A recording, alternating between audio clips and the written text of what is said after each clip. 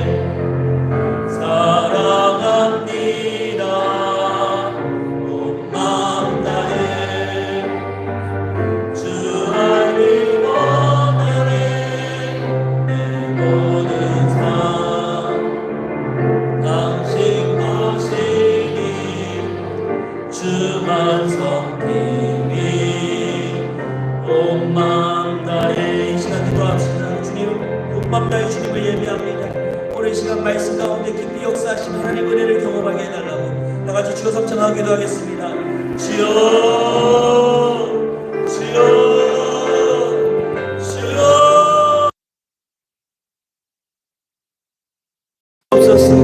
주님 능력의 손으로 오늘 이 시간 자정하여 주시고 만져 주옵소서. 우리의 걸어왔던 모든 지난 한 주간의 삶이 주님 앞에 회개하며 나아갈 때마다 주님 은혜 베풀어 주셔서 크신 하나님의 은총으로 우리를 덮으시고 오늘 이 시간 우리의 삶 속에 가장 필요한 말씀, 은혜로운 말씀으로 우리에게 응답하여 주셔서 우리가 주님과 더욱더 친밀해지고 가까워지는 역사의 순간으로 인도하여 주옵소서. 아버지 하나님만을 구합니다. 온 마음 다해 주님을 예배합니다. 주님 오늘 이 시간 찾아오셔서 저희를 만나주시는 하나님의 은혜를 경험케 하여 주옵소서. 주님 만져주옵소서. 역사하여 주옵소서. 주님 크신 하나님의 능력 그 벌로 그를 붙잡아 주시고 이 예배를 자정하여 주옵시고 이 예배를 받아 흠령하여 주옵소서. 주님을 예배합니다. 주님 높여드립니다. 역사하여 주옵소서.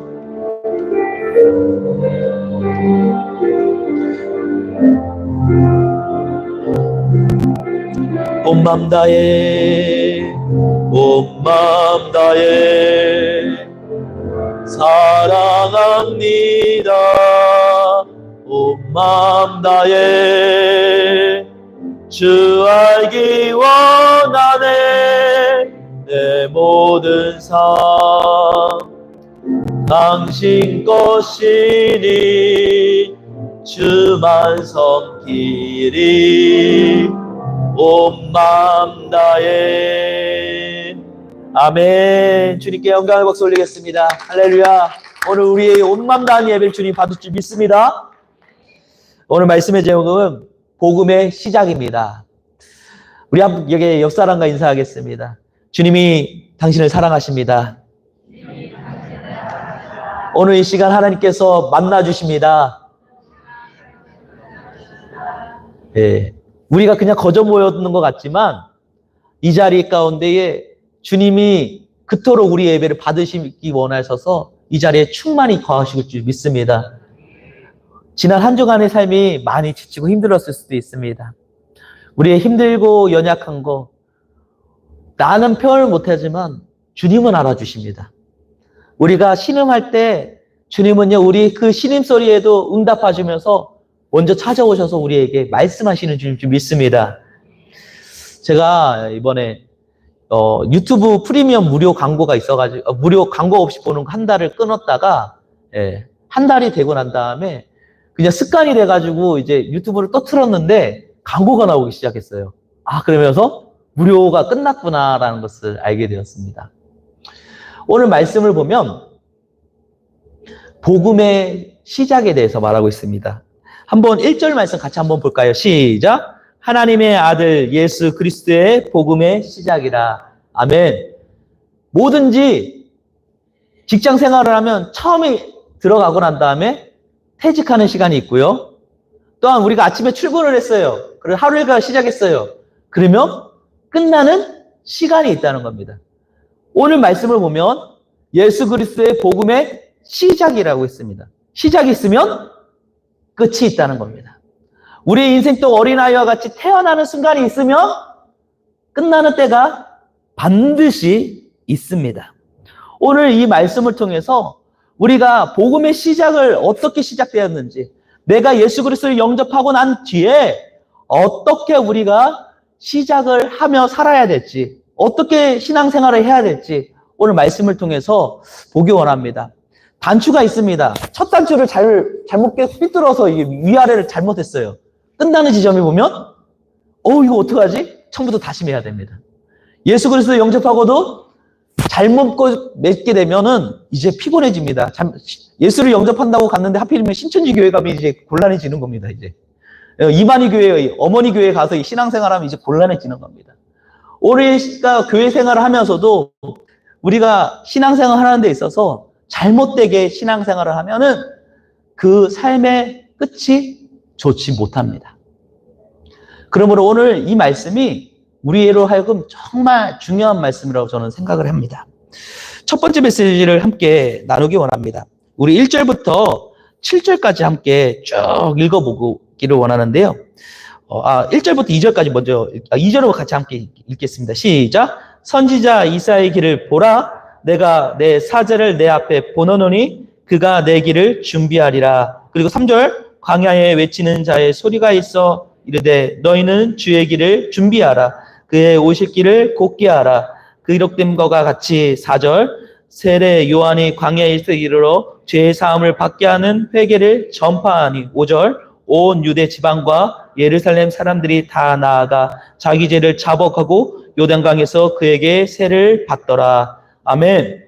오늘 이 말씀을 보면요, 시작할 때 마가가 뭐라고 시작을 했습니까? 뭘 근거로 쭉 지금 근거를 나오게 했습니까? 2절에 보면 선지자 이사야의 글을 통해서, 다시 말하겠습니다. 구약의 말씀을 근거하여서 하나님의 말씀을 선포하면서 그거에 대한 순종을 이제 세례 요한이 하는 것에 대해서 기록하고 있다는 겁니다. 이 이사야의 글은 이사야서 40장 3절 말씀인데 제가 읽겠습니다. 외치는 자의 소여 이르되 너희는 광야에서 여호와의 길을 예비하라. 사막에서 우리 하나님의 대로를 평탄케 하라. 아멘. 와.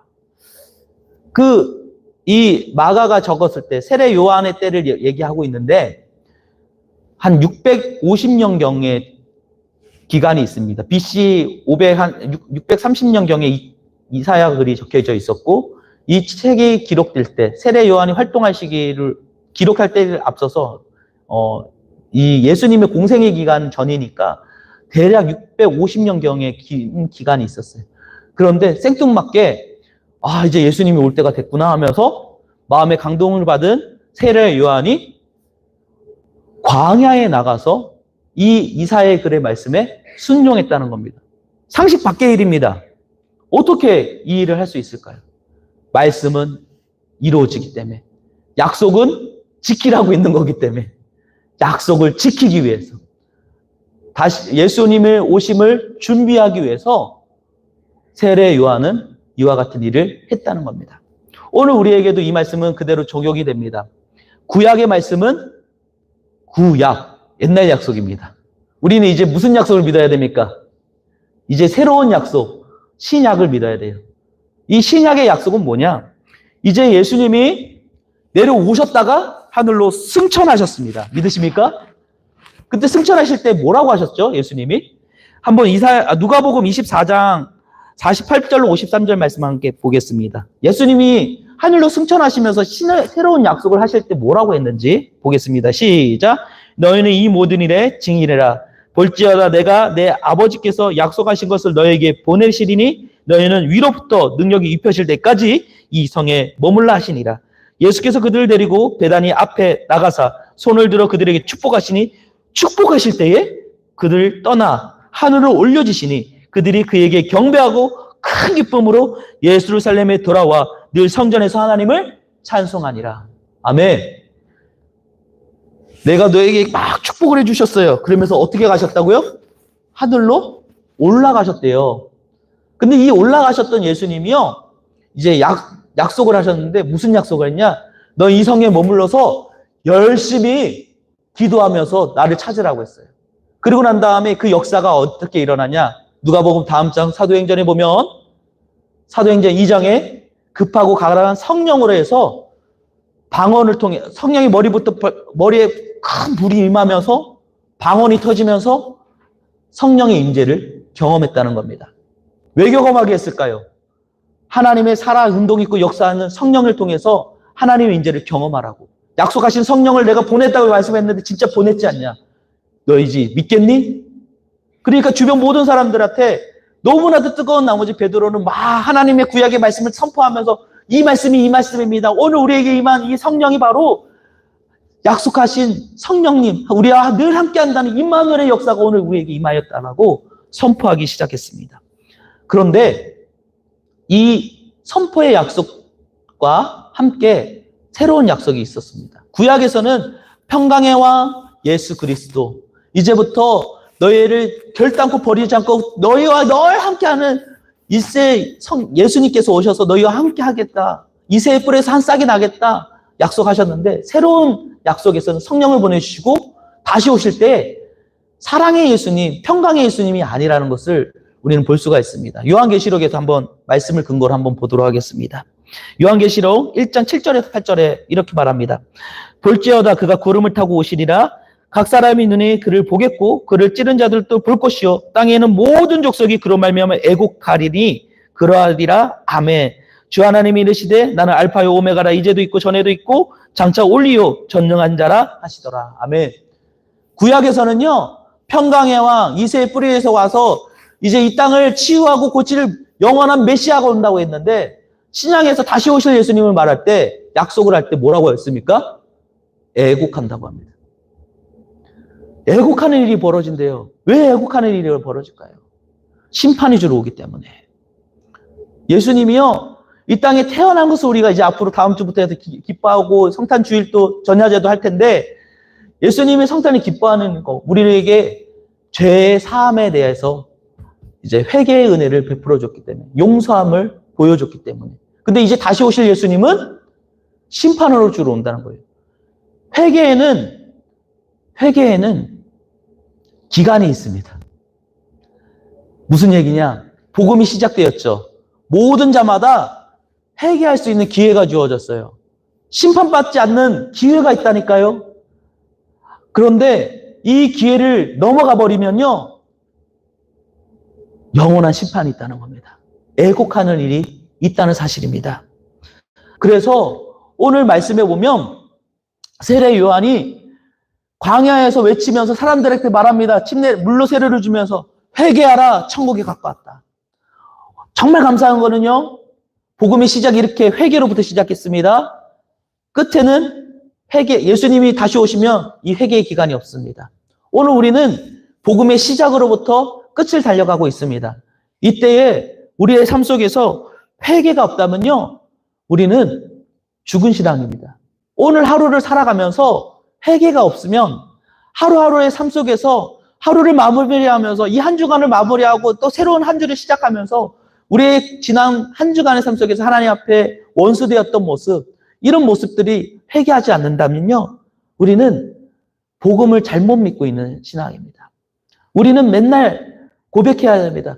나는 십자가 앞에 날마다 죽노라. 내가 주님 앞에 회개하며 돌아가야 되는데 내 안에 회개할 거리가 없어요. 이러면 이제 곤란해지는 거예요. 내 마음에 화석화 됐다는 증명입니다. 제가 예전에 낙성대에서 살았습니다. 학교 생활할 때, 대학 때 낙성대에 살면서 사당역 가서 이제 4호선을 타고 학교를 갔었는데요.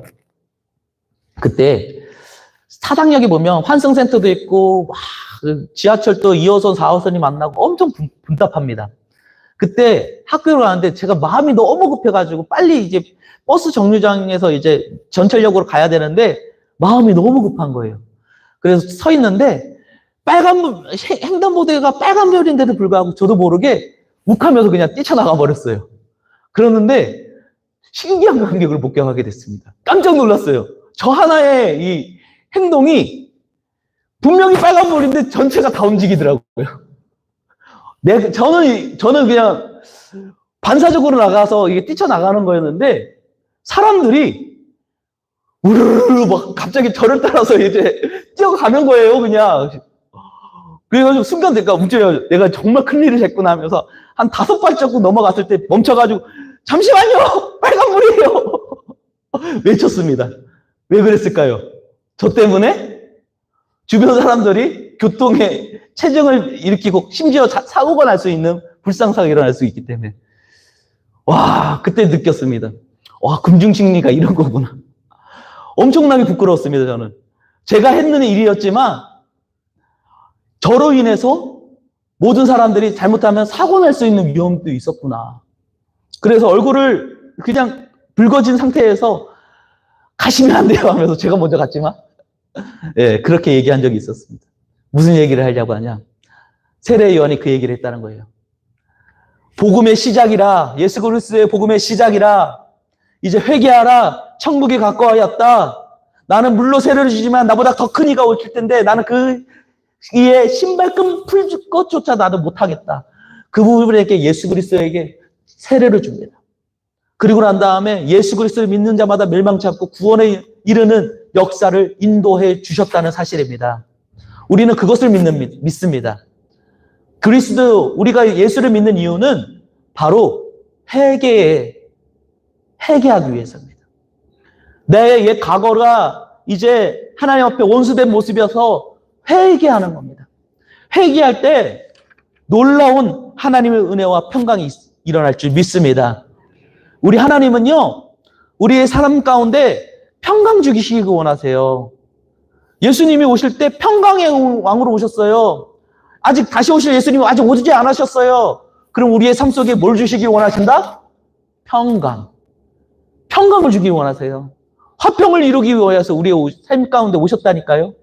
어떻게 하면? 회개하며. 우리 하나님은요, 죄 있는 것을 너무나도 역겨워하세요. 죄를 너무나도 역겨워하셔가지고 우리가 조그마한 죄가 붙어 있잖아요. 도와주고 싶은데 도와줄 수가 없어요. 우리가 삶 속에 하나님 도와주세요, 도와주세요 백날 외쳐도요, 내 안에 하나님 앞에 보시기에 죄의 허물이 붙어 있으면요, 우리 하나님은 사랑의 하나님과 동시에 공의의 하나님이기 때문에 죄가 있는 곳에 자리 잡을 수가 없어요. 아담과 하와가 에덴 동산에 떠난 이유가 불순종이라고 생각합니다. 물론 그 불순종도 맞지만, 선악과를 먹는 불순종도 맞지만 더 중요한 게 있습니다. 우리 하나님은 죄인과 함께 할 수 없습니다. 죄가 있는 곳엔 심판이 있기 때문에. 그래서 아담과 하와가 같이 하고 싶은데 회개할 길이 없기 때문에, 이들이 잘못했다면 말 한마디조차 없었기 때문에 그냥 핑계대면서 쟤 때문에 그랬어요, 아내 때문에 그랬어요, 뱀이 그랬어요, 핑계만 댔지 잘못했어요라는 말 한마디 없었기 때문에, 회개하지 않았기 때문에 더 먼 길, 고통스러운 길로 가게 되었다는 사실입니다. 그 길은 어떤 길이었나요? 땅이 저주를 받아서 황폐해서 남자는 땀 흘리면서 육체의 노동과 고통을 가져야 됐고요. 여자는 해살의 고통을 가져야 됐고요. 자기 먹을 것을 스스로 개척해서 살아가는 정말 처절한 인생으로 변질되었다는 겁니다. 그러다 보니까 그 죄가 확장되어서 삶의 연단과 고통이 가해지니까 그게 유전이 돼서 가인이 아벨을 때려 죽이는 비극까지 마련하게 됐다는 겁니다. 뭐 안에서? 회개 안에서. 회개만 하면요, 우리 하나님께서는요, 그래, 내가 너 도와줄게. 너가 죄가 있어서 내가 너를 죽일까봐 내가 너를 못 도와줬는데, 너가 회개했네? 너가 정말 나를 찾았네? 내가 너를 도와주리라. 우리 주님은 그런 은혜의 하나님이시죠. 믿습니다. 그러므로 우리는 행하는 자가 되어야 됩니다. 예수님께서 마태복음 7장 24절에서 27절에 이렇게 말합니다. 그러므로 누구든지 나의 이 말을 듣고 행하는 자는 그 집을 반석 위에 지은 지혜로운 사람과 같으니 비가 내리고 창수가 내리고 바람이 불어 그 집이 부딪히되 무너지지 아니하니니 이는 주추가 반석 위에 놓인 까닭이요 나의 이 말을 듣고 행하지 아니하는 자는 그 집을 모래 위에 지은 어리석은 사람과 같으니 비가 내리고 창수가 나고 바람이 불어 그 집이 부딪힘에 무너져 그 무너짐이 심하니라. 아멘. 여기서 말하는 핵심이 있습니다. 말씀을 듣고 행하는 자만이 반석 위에 세운 사람과 같다는 겁니다. 말씀의 반석 위에 그 말씀을 가지고 순종하는 자만이 은혜를 얻게 될 줄 믿습니다. 그러므로 우리는 우리 자신을 돌아봐야 돼요. 이 한 주간의 삶 속에서 내가 하나님 앞에 원수될 것이 무엇일까? 저는 밤에 잘 때마다 기도합니다. 하나님, 오늘 또 제가 실수했습니다. 하나님, 오늘 또 내가 내 정욕대로 살았던 모습들이 나타났어요. 하나님 용서해 주세요. 내 마음에 회개를 하고자 합니다. 근데 이게 반복이 될수록 내가 얼마나 더 큰 하나님 앞에 원수된 자인지 깨닫게 됩니다. 신앙생활을 하면서 가장 불행한 사람이 누구냐? 자기 자신을 모르는 사람입니다. 자기 자신이 얼마나 죄인인지 모르는 사람이 가장 불행한 신앙생활을 하는 사람입니다. 예수 그리스도를 사랑하고 싶습니까? 예수 그리스도 앞에 더 가까이 나아가고 싶습니까? 예전에 내가 옛 신앙에서 점점 멀어져서 그 뜨거운 열정이 사라졌던 내 모습이 발견됩니까? 발견되지 않았다면 그것은 내가 회개하지 않기 때문입니다. 회개하면 회개할수록 주님과 더 가까워집니다. 그리고 그 십자가의 무게가, 그 크신 하나님의 사랑이 저절로 깨달아집니다. 나의 이런 죄 때문에 예수님이 십자가 지셨구나. 이게 바로 복음의 시작입니다. 가면 갈수록 교회들이 복음이 사라집니다. 가면 갈수록 교회에서 사랑이 식어져 갑니다. 용서가 없어져 갑니다. 미움과 시기와 질투가 가득해져 갑니다. 사람들이 삭막해져 갑니다. 이유는 하나입니다. 자기 자신을 모르고, 자기 자신을 모르는 것은 회개하지 않기 때문입니다. 그렇기 때문에 십자가의 그 은혜가 그 2000년 전에 전설과 같이 느껴지고 화석화된 내 모습을 발견하기 때문입니다. 그러므로 우리가 믿음으로 돌이켜서 복음의 시작, 회개의 은혜를 같이 회복하는 저희 모두가 되기를 간절히 소망합니다. 두 번째 메시지입니다. 그러기 위해서는 영적인 싸움을 끊임없이 해야 됩니다. 12절 한번 말씀 보겠습니다. 성령이 곧 예수를 광야로 내모신지라. 13절 광야에서 40일을 계시면서 사탄에게 시험을 받으시며 들짐승과 함께 계시니 천사들이 수정들더라. 아멘. 여기서 보면 예수님이 이제 세례를 받으시고 난 다음에 성령에 이끌려서 광야에 나가는 것들을 적혀 있습니다. 여기서 주목해야 될 점이 있습니다. 사탄에게 시험을 받았는데 들짐승과 함께 있었다. 이 들짐승이라는 게 어떤 겁니까? 성경이 그냥 있는 그대로 말하겠습니다. 늑대, 맹수들, 그들이 광야에 있습니다. 뭐 그 돼지나 멧돼지도 있겠죠. 그 멧돼지 무섭긴 한데 아무튼 중요한 거는 들짐승과 함께 있었다는 겁니다. 완전히 노출된 삶입니다. 40일 동안. 마음은 진짜 육신이 우리와 똑같은 육체의 연약함을 즐거움이 있었기 때문에 예수님은 굶주림도 있었고요. 40일 동안 배고픔도 있었고요. 또한 목마름도 있었고 추위와 여러 가지 여건이 그 압박감이 있었을 겁니다. 성령이 이끌려서 갔는데 하필이면 광야에서 연단받고 있어요. 그러니까 마귀가 유혹한 거예요. 사단이 와가지고 참 이제 시험을 막 줍니다. 뛰어내려라, 돌을 떡덩이로 만들라, 막 유혹합니다. 이런 고난의 자리에 있었다는 겁니다. 우리의 인생도요, 예수님을 영접했습니다. 예수님을 영접하고 복음의 시작이 되었습니다. 그리스도인으로 시작했습니다. 그렇다면 그 순간부터 영적 전쟁이 시작됩니다. 우리의 삶에 이 영적 전쟁은 죽는 순간까지 있습니다. 그래서 우리의 삶 속에서 이 영적으로 무장하지 않으면 단번에 무너져 버립니다. 다 아시는 얘기입니다. 베드로가 예수님을 따른다고 하면 난 결단코 예수님 버리지 않겠다고. 예수님과 늘 함께 했습니다. 남들 잘 때 예수님과 함께 같이 이제 산에 올라가서 기도하는 그 자리에도 함께 있었습니다. 그런데 기도하지 않잖아요. 영적으로 기도하면서 준비하지 않으니까 어떻게 됐습니까? 아무리 예수님을 잘 따라다녔지만 계집 요정한테도 나 예수님 모른다니까 화를 냈다니까요. 그리고 난 다음 삶의 자리로 오니까 정신 차리고 보니까 내가 미쳤나 봐. 자책하게 됐어요. 우리도 한 번씩은 다 경험합니다. 가끔씩 화나면 이성을 잃어가지고 막 독서를 막 뱉고 화를 냅니다. 그리고 난 다음에 정신 차려보니까 내가 왜 그런 말을 했지? 아유, 내 입이 방정이야. 아우, 내 모습이 왜 이랬지? 아우, 부끄러워. 얼굴을 들 수가 없겠네. 진탕 우리의 막 부끄러워가지고 어쩔 줄 모르는 내 모습들을 보게 됩니다. 왜 그러냐? 영적 무장을 하지 않았기 때문입니다. 그래서 베드로는 이렇게 말합니다.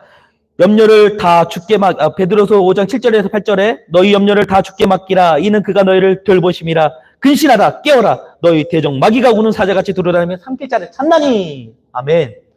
그러면 이 산길자를 찾는 그 마귀의 갈기를 어떻게 무너뜨릴 수 있을까요? 예수님이 분명히 말했어요. 산에 올라가서 시험에 들지 않게 깨어 기도하라고. 육신이 원하는데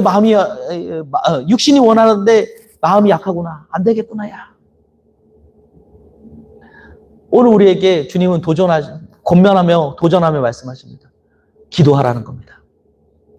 기도하지 않으면 죄송합니다.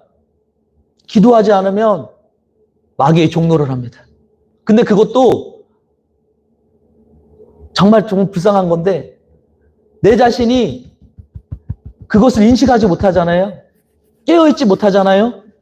그러면 끊임없이 삶 속에서 문제가 생겼는데도 내 힘으로만 해결하려고 하고 내 능력으로만 하려고 하다 보면 지쳐서 신앙의 번아웃이 일어납니다. 한 번씩은 다 경험했을 겁니다. 왜 이렇게 내가 노력하는데도 열매가 없지? 왜 이렇게 일하는데도 뭔가 풀리지 않지? 내가 아무리 헌금을 드리고 뭔가 하나님 앞에 드린다고 하는데 내 삶의 변화는 왜 나타나지 않는 거지? 내가 이렇게 섬기는 거, 헌신하는 거 정말 하나님이 받으시는 거 맞아? 이런 마음. 이 모든 것들이 영적으로 무장하지 않았기 때문에 일어나는 현상입니다. 우리 하나님께서는요, 우리의 기도를 듣기를 원하십니다. 그리고 기도를 하면요, 하나님께서는 피할 길을 예비하십니다. 기도는요, 군사 위성과 같습니다. 군사 이동. 이게 우리나라, 북한에서도 요즘에 이제 위성을 써가지고 우리나라 이제 모든 땅을 다 본다고 하더라고요. 저도 깜짝 놀랐습니다. 이번에 이제 계엄령 터졌을 때, 우리나라 군대들이 막 움직이는 모습을 보고, 이거 일이 벌어졌다는 거 북한에서 먼저 알았대요. 와, 그러니까 얘네들은 위성을 통해서 우리를 다 감시하고 있었다니까요. 그런데 기도가 그런 위성과 같은 첨단 역할을 한다는 거예요. 한번 기도의 역사, 능력의 역사, 복음의 권능과 하나님의 임재의 역사가 나타나는 사도행전의 역사들을 한번 볼까요? 사도행전 21장부터 쭉 보면요, 너무나도 놀라운 하나님의 기도의 능력들을 보게 됩니다. 한번 우리 같이 보겠습니다. 사도행전 21장 3절로 14절에 보면 기도가 얼마나 우리의 삶 속에 역사하시는 능력이 큰지에 대해서, 천북의 역할을 하는지에 대해서 너무나도 잘 나타나 있습니다. 제가 사도행전 21장 3절로 14절 같이 읽겠습니다. 제가 읽겠습니다. 구브로를 바라보고 이를 왼편에 두고 수리아를 향하여 두로에서 상륙하니 거기에 배에 짐이 풀려 함이러라. 제자들이 찾아가 거기서 이래를 머물더니 그 제자들이 성령의 감동으로 바울더러 예루살렘에 들어가지 말라 하더라. 이 여러 날에 지낸 후에 우리가 또 떠날새 그들이 다 그 처자와 함께 성묵박에서 전송하거늘 우리가 바닷가에서 무릎을 꿇고 기도하고 서로 작별한 후에 우리 배는 배에 오르고 그들은 집으로 돌아가니라. 두로를 떠나 항해를 다 마치고 둘레마이에 이르러 형제들에게 안부를 묻고 그들과 함께 하루가 있다가 이튿날 떠나 가이사랴에 이르러서 7살 주장 하나인 전도자 빌립의 집에 들어가서 머무니라. 그에게 딸 넷이 있으니 처녀로서 예언하는 자라. 예언하는 자가 뭐냐? 기도로서 응답받는 자를 말합니다.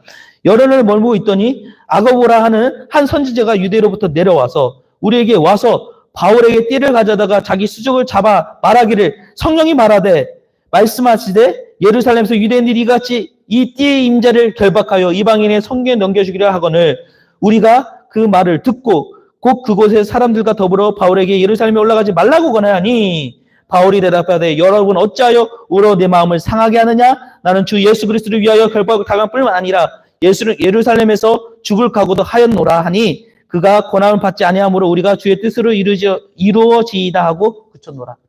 여기서 보면 바울이 3차 전도 여행을 하고 이제 예루살렘에 돌아가려고 합니다. 근데 그곳에서 첫 번째 항구에서 말합니다. 제자들이 말합니다. 성령이 감동해 바울대로 바울 보고 예루살렘에 가지 말라 하더라. 첫 번째 말했습니다. 그리고 두 번째 이제 빌립의 집에 가서 네 딸 중 한 명이 예언하는 자, 곧 하나님의 응답을 받는 자들이었는데 그들이 분명히 말합니다. 바울 선생님, 예루살렘에 가면 띠를 띠고 끌려가서 죽게 됩니다. 절대 가지 마세요. 기도는요, 천번역과 같습니다. 우리의 삶의 앞에 먼저 일어나야 할 일들을 준비하도록 기도는 우리를 무장시켜준다는 겁니다. 그래서 예배에서 6장에 보면 너희가 전시갑주를 취하라라고 말합니다. 전시갑주를 취할 때 말씀을 무장하고 기도로서 준비하라는 거예요. 실제로 내 삶 속에 그 어려운 문제, 환란이 나의 눈앞에 딱 닥쳤어요. 그때 준비하지 않잖아요? 푹 넘어져 버립니다. 목사도 마찬가지입니다. 기도하지 않잖아요. 저도 기도하지 않잖아요. 혈기와 육신으로 해결하려고 하면 마귀의 장기에 빠져서 넘어져 버리더라고요. 그래가지고 갑자기 저도 모르게 화를 팍 내거나 이러면 이제 목사는 이제 끝나버립니다. 이제 목사님이 화냈대 이러면 이제 곤란해집니다. 이제 이러면 이제 힘들어지는 거예요. 수습하기가 더 힘들어져요. 날마다 이제 저도 이제 혈기가 많고 다혈질이라 가지고 그것을 십자가에 맨날 못 받고 무장하고 준비하지 않으면요 젊은 혈기가 막 나타나기 때문에 맨날 이제 회개하는 거예요. 하나님 도와달라고 붙잡는 거예요. 근데 정말 놀라운 거는요, 우리 교회 와서 기도할 때마다 하나님께서 그날마다 사인해 주더라고요. 그때 이제 다니엘 기도할 때도 그때 장로님이랑 또 교제했었지만 한번 말했지만 애가 머리통 깨지는 것들 미리 아침에 꿈속에서 보여주시더라고요. 그래서 준비하라고. 하나님께서는요, 기도하는 자에게 준비할 수 있는 원수의 모든 계략을 막을 수 있는 준비할 수 있는 영적 능력을 허락하십니다. 전식 갑주를 주십니다. 우리 교회 모토입니다. 같이 한번 읽어볼까요? 시작. 아멘. 기도하면요, 모든 휴가계획을 파쇄할 수 있다니까요. 뿐만 아니라 하나님이 주시는 그 기도를 통해서 놀랍게 내려주시는 축복을 누릴 수 있습니다. 그렇기 때문에 기도하러 나오셔야 돼요. 제가 요즘에 한 명이 와도, 아니 여태까지 정말 한 명도 안 온 적 한 번도 없었어요. 눈이 오는 날 또 3명이 왔더라고요. 그렇게 눈 많이 오는 날 또. 무슨 기도를 하냐? 기도를 하는데 한 명 한 명씩 제가 진짜 간절하게 막 머리를 눌러서 막 기도를 해드립니다. 마지막에. 먼저는 우리의 말씀의 내용을 가지고 같이 한번 회개하며 기도하고, 두 번째는 이제 나라와 민족을 놓고 기도하고, 세 번째 몸된 교회를 놓고 기도할 때 우리 교회의 부흥과 새 역사를 일으켜달라고 기도하고, 마지막 세 번째 우리의 삶을 놓고 기도할 때 기도 제목 주신 분은 기도 제목대로 제가 기도해주고, 한 분 한 분씩 다 나와서 기도해드립니다. 저는 우리 교회가 이제 성령의 능력이 역사하는 교회가 되길 간절히 소망합니다. 그 교회를 꿈꿉니다. 여기서 이 지역사회 속에서 순복음 축복교회는 원래 순복음이니까 그렇다 치더라도 기도를 그렇게 쉬지 않는 교회는, 기도를 계속하는 교회는 많지 않더라고요. 우리 교회가 기도하면서 하나님 앞에 아뢰면서 영적 응답을 받는 교회가 되기를 간절히 소망합니다. 이것이 바로 그리스도의 복음의 시작일 때에는 것을 믿는 자의 모습일 줄 믿습니다. 그리스도를 이제 탄생을 우리가 이제 축복하려고 합니다. 축하하려고 합니다. 이 축복하는 이 과정 속에서 우리가 먼저 회개하고 스스로 우리 자신을 겸비하고, 뿐만 아니라 영적으로 무장하여서 흉악의 파쇄하며 하나님의 나라를 확장하는 저희 모두가 되기를 간절히 소망합니다. 이 시간 기도하겠습니다.